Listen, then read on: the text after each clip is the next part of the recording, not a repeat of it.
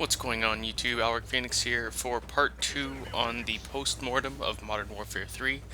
I'm trying to make this a lot quicker because today's subjects are less primary to the game focus as the others were, whereas the last video was more focused on the guns, proficiencies, perks, and setups of overall. Today I want to focus on a lot of the stuff that most people don't really pay as much attention to, but I feel that some of these were done extremely well, whereas the others were done extremely poorly, and it's a good thing to talk about. Just to start off on a, again, positive note, I like being positive, I want to talk about the menu system, just menus in general. The menus in Modern Warfare 3 could not be clearer. It is extremely well done. There is virtually not one single complaint I could find online over the last couple months going through forums of people genuinely saying that they couldn't understand the menus or they didn't know where to go or what to do. A few complaints were of people that prestiged accidentally, but it gives you 2 confirmations before you do it, so for that's user error, and you know are they gonna put in a 3rd confirmation to say, are you really sure? No. From my perspective, the menu system in general, excellent, very well done. On a kind of half and half note, though, prestiging. Again, there's an issue right now with, prestiging. How worthwhile is it?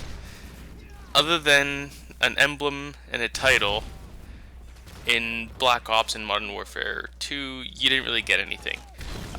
They attempted to change this in Modern Warfare 3 by adding in, you get prestige tokens, which allows you to unlock a gun for another prestige or unlock classes. With 20 prestiges that they released, which is a heck of a lot, a lot of game time. Some people are still getting up to level 20. It did add a lot more, but it still feels kind of light. A lot of people, once they got their classes, they stopped. They don't really need to prestige again, so why? And a lot of people, again, when you have your 5 classes, you unlock everything. You don't need to prestige again for some people because they only use 5 classes. This is something that has been going to be attempted to be remedied in Black Ops 2, because they're going to try to make it so you don't unlock everything in a prestige, which is an interesting idea and forces a lot more playtime, which is definitely a good thing from a business perspective. Now, my last 2 points are things that I know a lot of people have a lot of gripes with. First, the leaderboards. Lobby leaderboards, challenge leaderboards. They are so inaccurate. From a design perspective, they make sense, but there are significant flaws. For example, I'm a demolition player, and what I find a lot is when I look at the leaderboards, the highest plants and diffuses and defends, cool, but someone has 5,000 more kills than me, just kills, not defends, and they're ranked, the top 100. That's not accurate. The leaderboards really don't reflect skill, they reflect just time played in a specific mode, which, again, this is something that it looks like they have remedied for Black Ops 2 with the ranked matching playlist, where it adjusts what rank you are based on whether you win the game or lose the game, which is definitely positive. That is the most positive step towards actually showing that people are doing well and not just spending time. So leaderboards were not implemented correctly. They didn't match with objective play. They took kills and improper scorelines into account, and they were never really updated. So from that perspective, that was, a bit of a fail. Finally, and this is the one that I know I have a lot to bitch about from several perspectives, not one being the fact that, you know, I work in the game industry, and when I see something this poorly supported, it's kind of upsetting, and that is Call of Duty Elite. You know, took weeks and weeks and weeks and weeks just to get it up and running.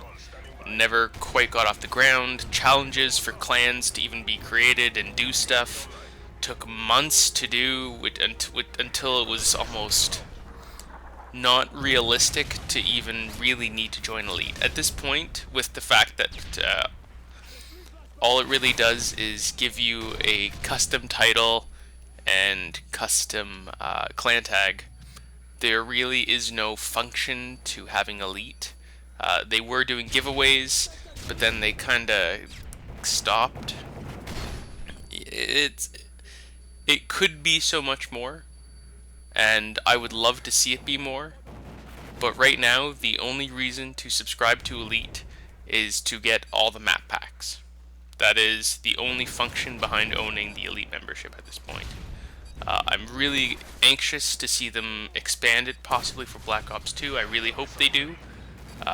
One thing that will be positive is if it is supported, and I don't know yet. I actually tweeted David Vonderhaar to see if he can leak us some information on that. But if it is supported, then on a positive note, it'll be up for the second Black Ops 2 is up, which is definitely good. Anyways, so overall, Modern Warfare 3 was a positive experience.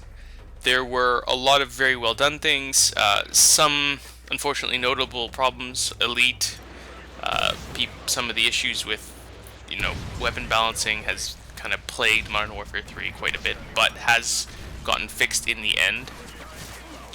So overall, Modern Warfare 3 was a decent game, frustration aside.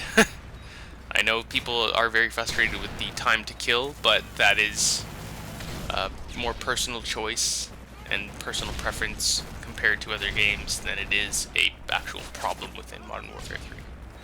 Anyways, so there's the postmortem of Modern Warfare 3. Hope you enjoyed, and yeah, thanks for watching. Bye.